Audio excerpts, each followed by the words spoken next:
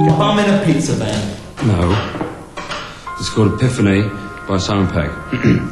The first thing I ever saw was an image, vague and wispy. A circle rich with colours spread, and a base, quite thin and crispy. Crap. Yes, interesting. A little too few references to rancid horse piss and dead geese, but still, yes, sweet, pithy. You. Mistake.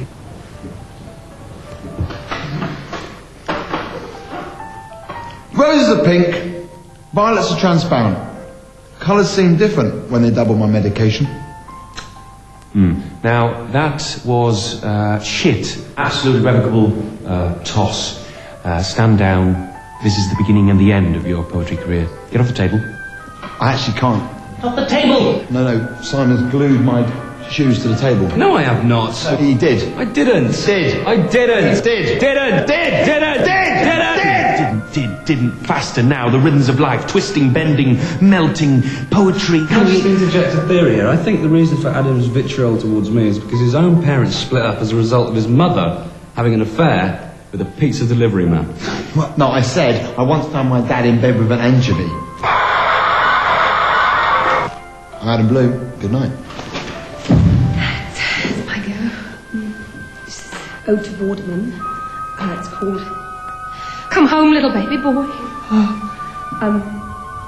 Consonant, vowel, consonant, consonant, vowel. I have another consonant, constant, consonant. Bollocks. Don't talk to my mother like that. No, I've actually written it down and it says bollocks. Right. My poem. Wait a minute, you haven't even got anything written down. I don't need to write. I am poetry. Baboon. Now. I saw a little bee. I kissed its tiny knee. It eased my itch. Oh, you stupid, stripy bitch. Okay, and that's the end now of the poetry session. It's very good, but what about old Thimble Wizard over here? Where's his poem? Well, he can't speak. Oh, how wrong. He can speak more wisdom than all of you pulped together. He is speaking to us now. Come forth, silent face. Tell us yourself.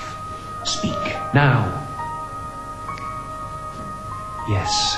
Spit it out. Spit it out. Spit it out.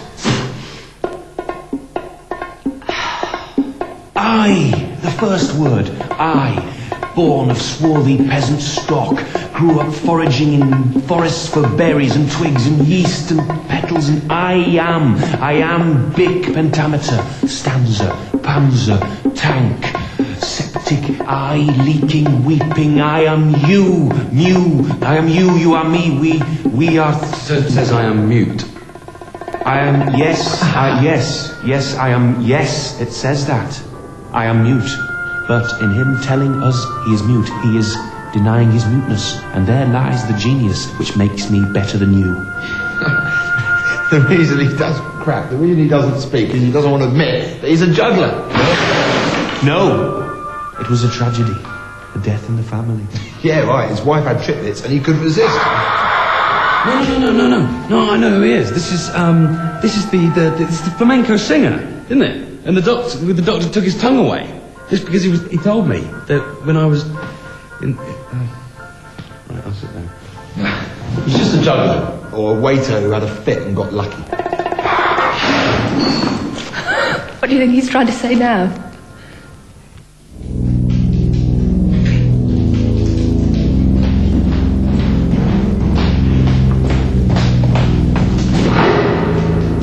You, no juggling. Eat your tea.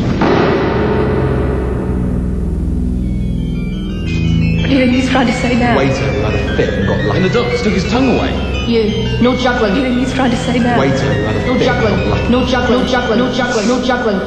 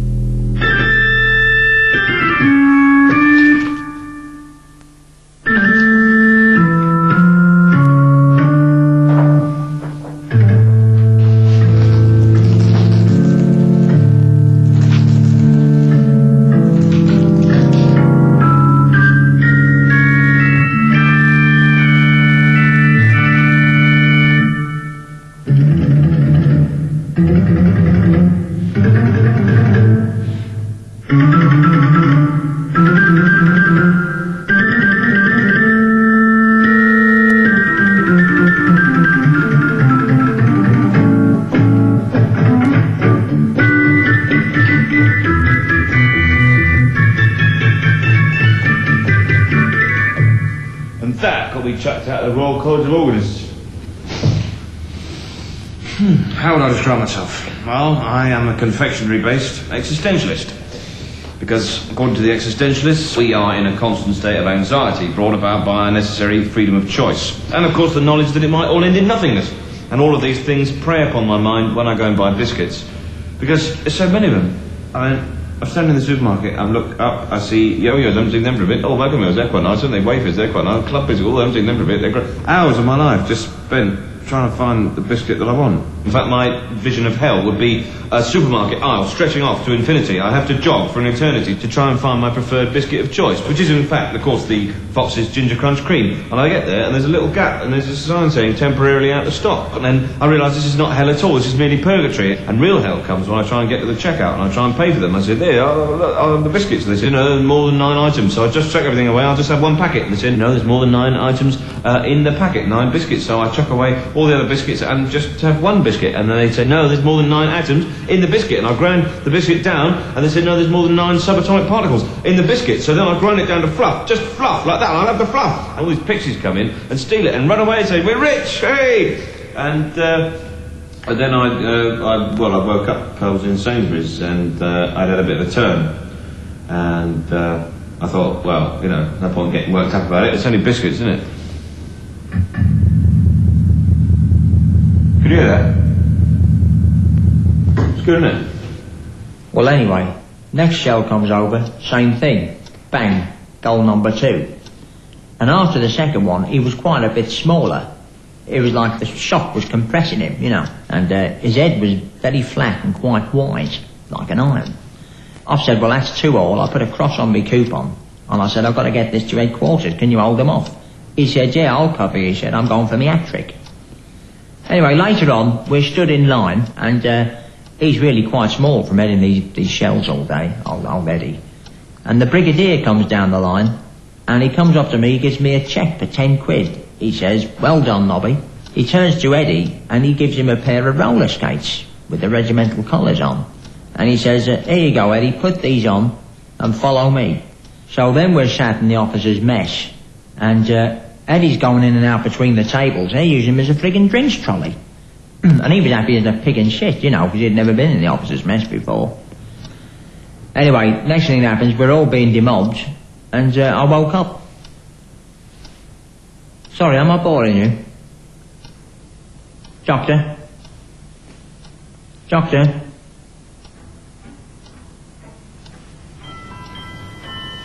Do you remember when you used to wear your little red wellies? Do you remember? Let's stop now, please, Malthus. Mummy. Stop it.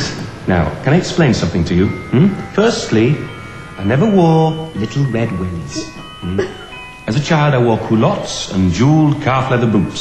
Secondly, you are not my mother. You deluded little woman. Why do you say that, Vicky? You know it upsets me. My mother is dead. She died in an almshouse in Chiswick. She was a syphilitic whore who exploded in a bowl of pus. She's dead, she's gone, finished.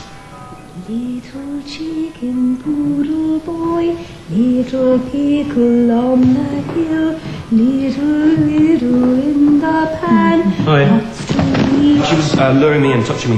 She's not my mother. I'm a king. I'm a poet. I'm a prince. You're my little prince, my little chicken-haired little golden wonder boy, my little chicken pickle. No, I'm going to my room. I tidied it for you.